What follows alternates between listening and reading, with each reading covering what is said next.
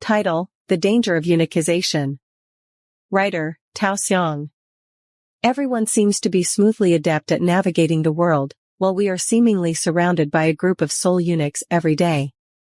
They are a group of charming androgynous individuals, resembling wildcats and monkeys in life, appearing diplomatic but manipulative, being two-faced.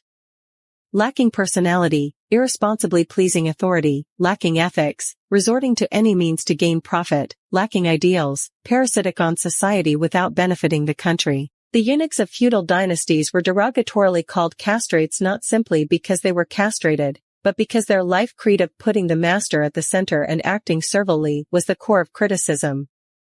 The basic characteristics of the eunuch personality are: reversing right and wrong, disregarding justice and common sense, only focusing on power.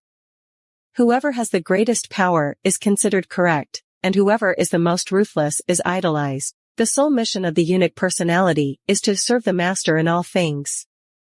Even if the master utters nonsensical words, they can immediately provide abundant evidence, using logic and various examples, flawlessly proving that what the master says is absolute truth, and it's impeccable. This eunuch-centered personality turns all human knowledge into tools to prove the master's brilliance. Human nature is distorted and develops towards evil. Eunuchs are most adept at observing and exploiting their master's weaknesses, and deliberately magnifying these weaknesses in every possible way. People with this sycophantic personality are very good at these methods of operation. There's a famous literary quotation: "Better to flatter the stove than the altar." Some 2,500 years ago during the spring and autumn period in China, legend has it, Confucius traveled to the state of Wei for a period of time. Confucius paid a visit to the king of Wei's favorite concubine at the time, Nanzi, who held a lot of power in the government court. So one day, a minister of the state of Wei, by the name of Wang Sunjia, came to ask Confucius, saying, "Better to flatter the stove than the altar, right? Let's firstly find out who is the stove and who is the altar." The stove is the stove lord who goes to heaven once a year and says good things or bad things about the family as he wishes. And the altar is the main deity of a house, the altar god. Now, what did Minister Wang Sunjia mean by saying to Confucius, "Better to flatter the stove than the altar"? On the surface, he seemed to be seeking advice from Confucius, whether it is better to flatter the altar or the stove. Flatter means to pray to or to please. Who do you please?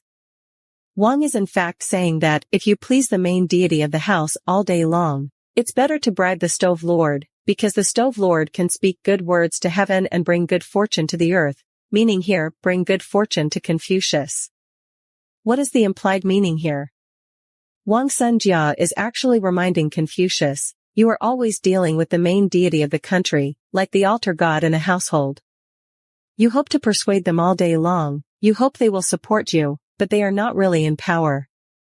The one who truly holds power is someone like me, like the stove god. Although in lower position, I can help you more. You should have visited me instead. It will be beneficial for you to implement your ideas. Wang Sunjia was teaching Confucius unorthodox methods, teaching him how to do things. When he heard that, Confucius immediately knew that Wang Sunjia had ill-judged him, thinking he was trying to bribe powerful people in the government court by paying a visit to Nanzi. Confucius replied, "Not so, what you just said was wrong." Why? Because sin against heaven, pray or please someone for nothing. If what you do is a sin against heaven, what you do is simply wrong, you are violating the will of heaven, and your prayers to anyone are useless. Similarly, Confucius believed that being righteously named was very important. If names are not correct, language is not in accordance with the truth. If language is not in accordance with the truth, affairs cannot be conducted successfully. Confucius believed that there are two kinds of order in the world, one is natural law, and the other is social law. What Wang Sunjia said may be social law.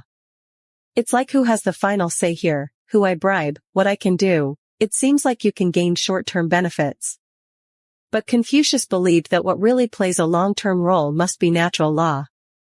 But in the long run, it must be done according to natural rules, which is what Confucius said, sin against heaven, pray for nothing. If you do these unorthodox things, you bribe from below, you try to win over these people. and then try to achieve some goals. When you are really punished by heaven, it's useless to pray to anyone. Nowadays, many top management of big companies are in such a state of eunuchization. In order to pursue their own interests, they flatter their superiors, but they are harsh to their subordinates.